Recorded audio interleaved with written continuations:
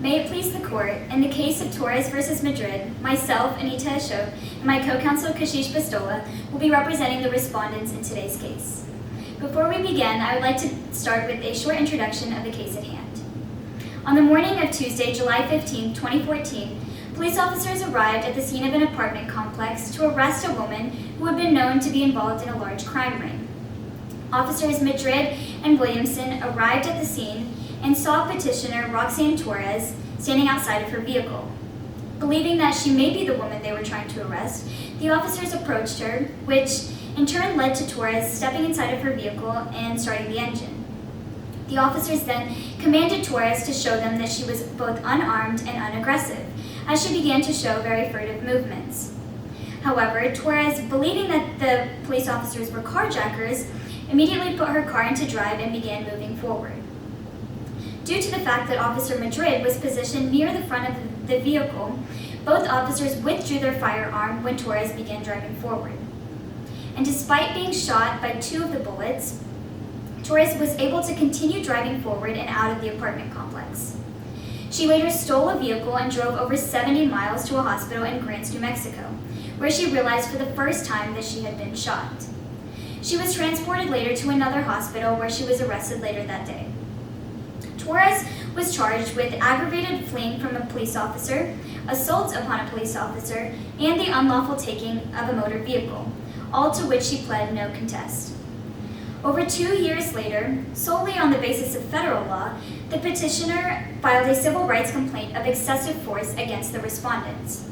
However, the district court ruled that there was not enough sufficient evidence to prove that the petitioner had been seized under the Fourth Amendment. And in May of 2019, the U.S. Court of Appeals also upheld this ruling.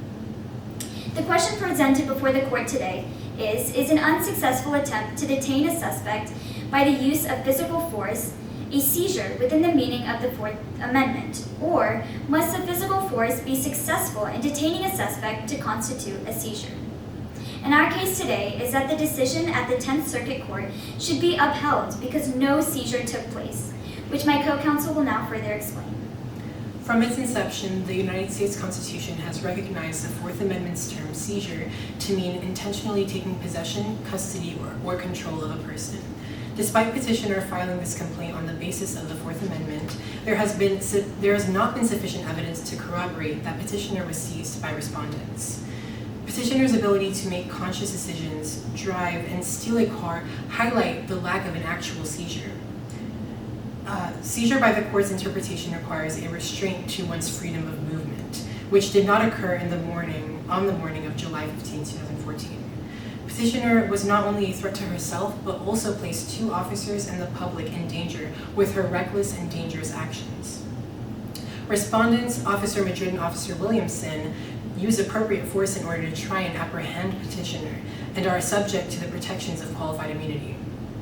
This court must continue performing stare decisis, especially in this case where case law does exist and must be reviewed when answering the question presented. When examining the extensive legal history of the Fourth Amendment, whether we're looking at Long versus Answell to Casella versus Accused, it's very important to realize that the unsuccessful attempt by respondents to detain the petitioner does not constitute a seizure under the view of the Fourth Amendment.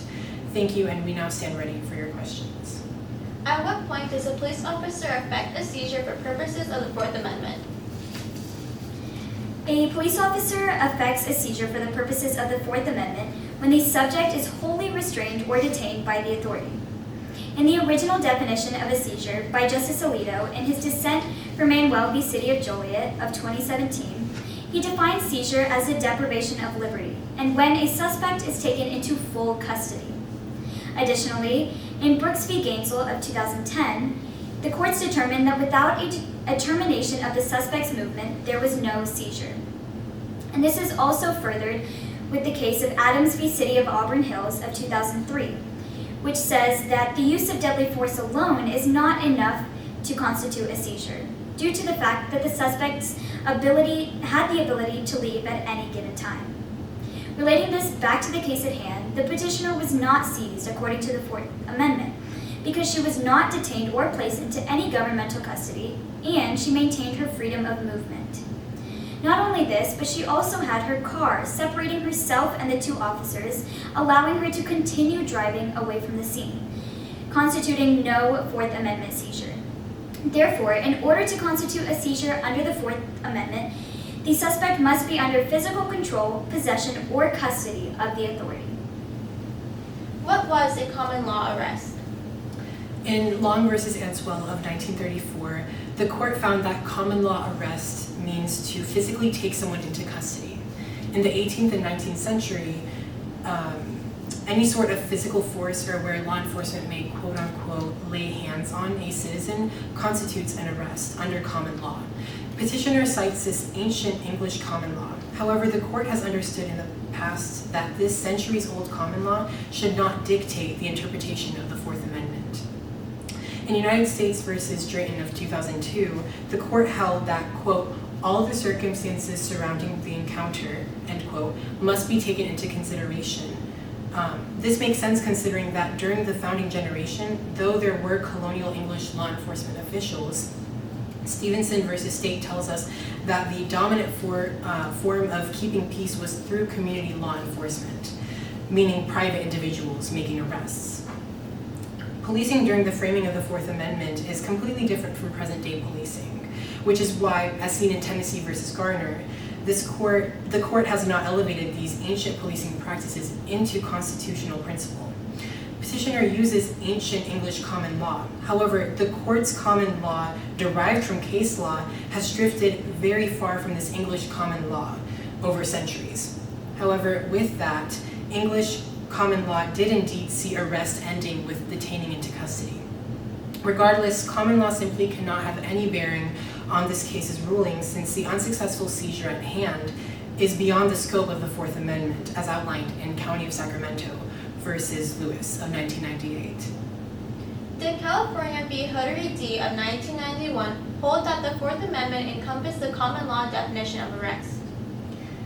In the court's ruling for California versus Reedy of 1991, the court noted that, in quote, the common law of arrest defines the limits of a seizure of the person, end quote. Petitioner has used Reedy almost exclusively to attempt to establish authority over other more applicable precedents, such as Terry versus Ohio of 1968, Brennan versus California of 2007, and Brower versus Inyo County of 1989. However, we ask the court to reject this purported claim of petitioner that an unsuccessful use of force constitutes an arrest or seizure for the purposes of the Fourth Amendment. As a case which petitioner cites from Reedy must be factually deciphered in order to see that the facts of Reedy contrast greatly from the present case at hand. We ask the court to reaffirm what the 10th Circuit noted in that Reedy did indeed differentiate the common law definitions of a seizure and an arrest.